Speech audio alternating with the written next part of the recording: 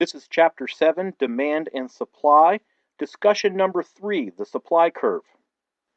So now we get to talk about the law of supply. And remember, as demand, it was an inverse relationship. Supply is a direct relationship, which means that as the price rises, the quantity supply rises. Price goes up, more stuff supplied. Price goes down, less stuff supplied. Consider it. If I told you that you could make a living by producing this one item and you would get about $3 of profit from producing the item. And you figure, well, I could work fast enough, I could probably scratch out a living by getting $3. Now, some people might want to put in the work, some people might not want to put in the work. But let's say I turned it around and said you could get $30 profit if you made this particular for every item you made. Well, you might decide to get in on the deal, and then a whole bunch of your friends might get in on the deal because they're more willing to put in the effort if they're going to get $30 of profit. That's what is referred to as the profit incentive.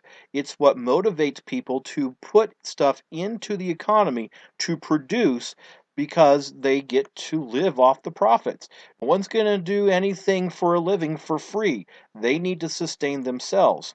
So that's why we have the law. That's why the law of supply is the way it is. Now, how do you draw the supply curve? Same steps as the demand curve. Find out how many people are willing to supply at different prices. Make up your schedule, the table. Use the table, draw the graph. And as you draw the graph, you see that whereas demand had a negative slope for those of you in algebra and calculus and all that other math, and you see that supply has a positive slope. It goes up. It's because it has the direct relationship. So, is there a way that we can change the supply curve?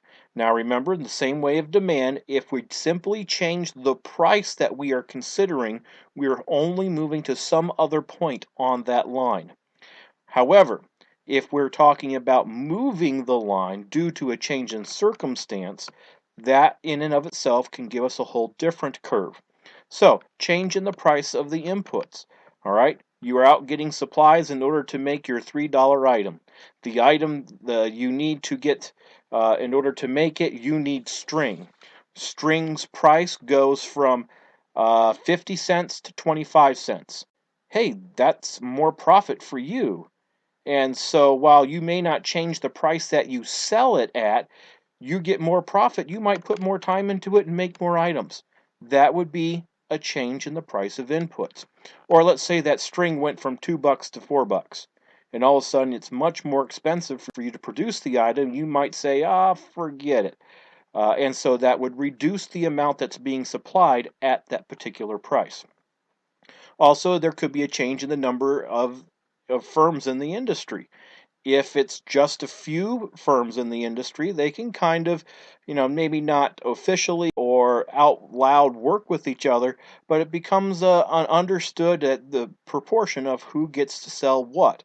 But if there's a huge amount in there, then there is no cooperation. You make as much as you can and you hope that everyone buys your stuff and not the other person's stuff. Also, a change in taxes. Now, taxes are an expense, just like the string was an expense. So if there's going to be an increase in taxes, that's going to decrease your profits, and thus it's going to decrease the profit incentive. In the same case that if taxes go down, profits go up, which means your profit incentive goes up, which means you're going to make more stuff and probably work extra time. Also, there's the idea of change in technology. Let's say that instead of getting string and you hand wrap it around whatever product you're making, you get a machine that spins it for you. And all of a sudden, it's a whole bunch easier to produce a whole bunch of items and still charge the same price for it. Wow.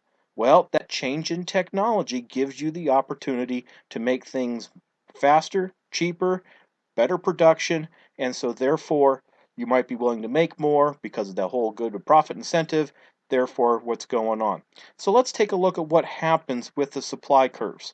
Now, as you see on slide number 20, we have a decrease and increase. And remember I told you at the end of the demand curves discussion that we had to think left and right, not up and down, and here's why. If we're showing a decrease in the supply curve, we are moving it to the left. All right, and again, like I said, if you're not sure, pick out that one price. And we see that approximately 30 items are being being supplied at 20 bucks. However, with the change, we now have approximately 9 items being supplied at 20 bucks.